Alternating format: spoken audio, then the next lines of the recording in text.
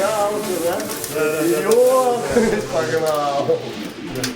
А вот как мне снимать? Ну классно же, да?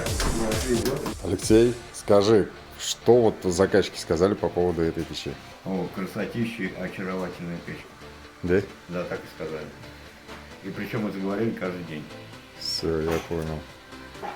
Будем вас рекомендовать, Алексей. Хорошо.